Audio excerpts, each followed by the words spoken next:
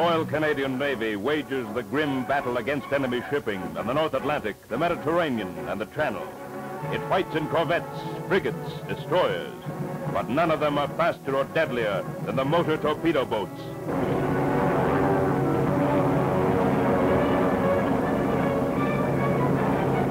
"70 feet long and packing a mighty wallop, the MTBs and their crews are young, tough, and imaginative, able to withstand bone-breaking jolts at high speed.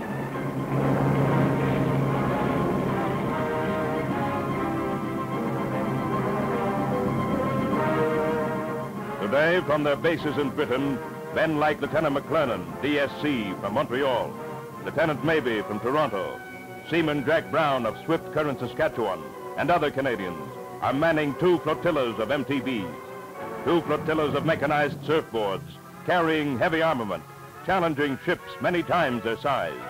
German destroyers, flank trawlers, and E-boats all run from the Vickers, Oerlikon 2-pound guns and the sting of their torpedoes.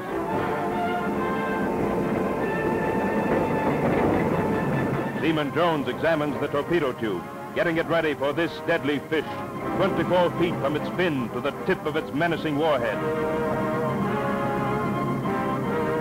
The officers of the MTBs, who live and fight in close contact with their men, are familiar with every gun and detail of their ships.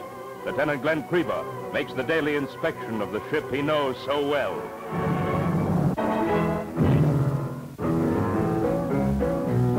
Water, water everywhere, and every day a deck to swab. Look out!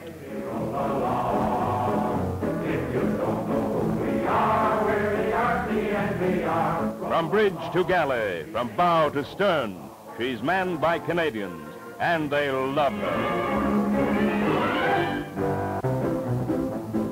Rum. Yo-ho-ho, and a bottle of. And it's 3 fingers for each rating.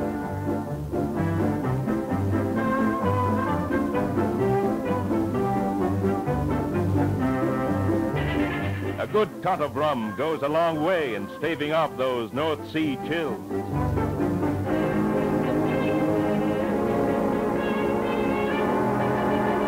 But if you're a temperance man, you get an extra 3 a day. It's a great moment when Stand Easy is piped and mail from home is handed out. Those blue air letters, you know, mean a lot to a fellow far from home.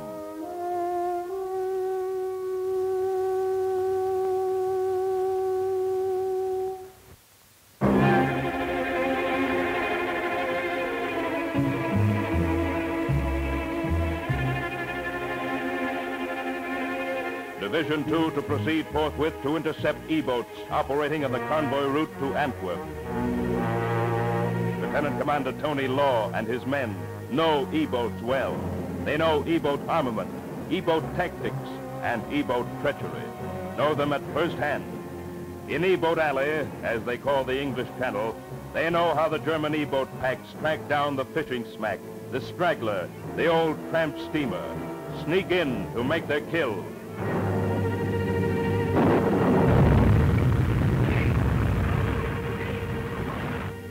Tonight, then, the course is set for E-boat Alley. Lieutenants Joe Bampton and Vern Barlow and Glenn Krieber are anxious to close with the enemy.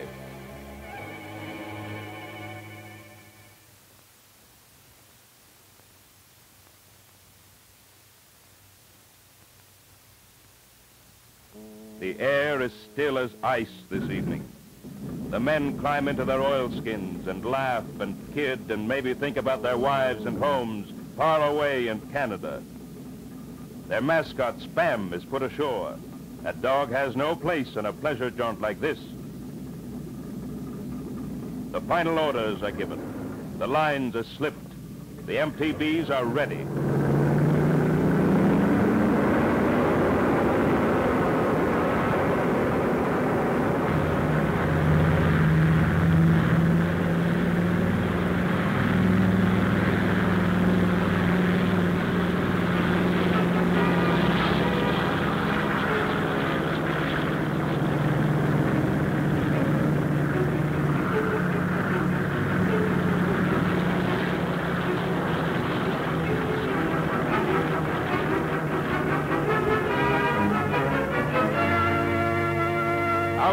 channel at last. They plunge along at an easy 22 knots, past convoys of troop ships carrying Canadians, Britons, and Americans to battle. In the 3x6 cabin with the engines coughing their poisonous gas, the watch below gulp a hurried cup of tea, sleep if they can, and wait.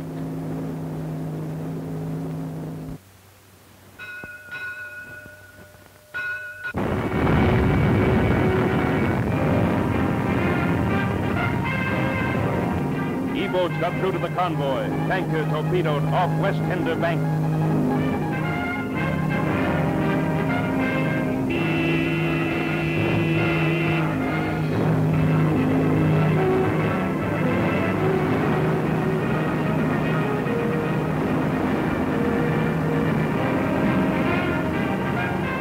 The strategy now is to intercept the E-boats, to engage and destroy them.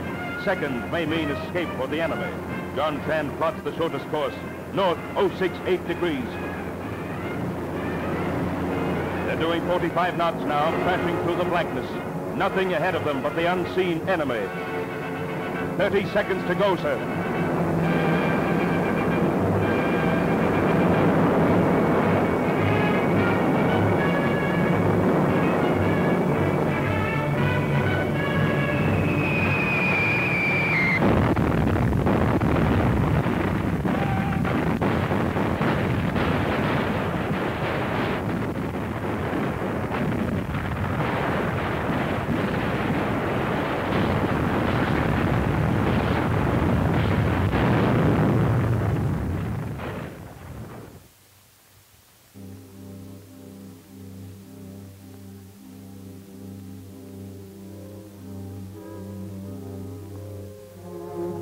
Object, dead ahead!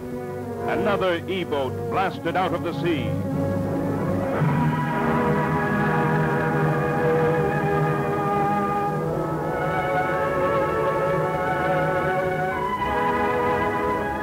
Then, as a sign to all, they proudly hoist the Nazi flag under the White Ensign.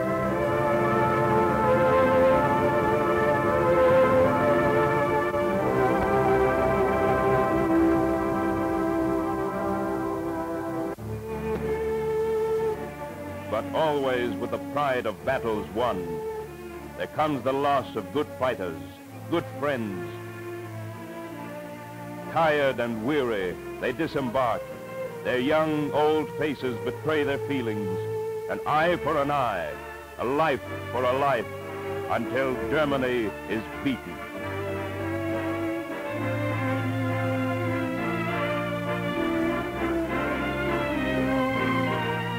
No, they will not forget.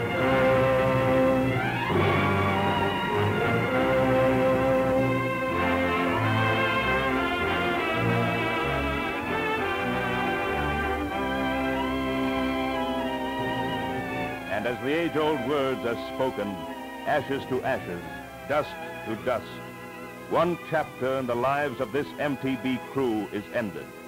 Their comrades are at peace.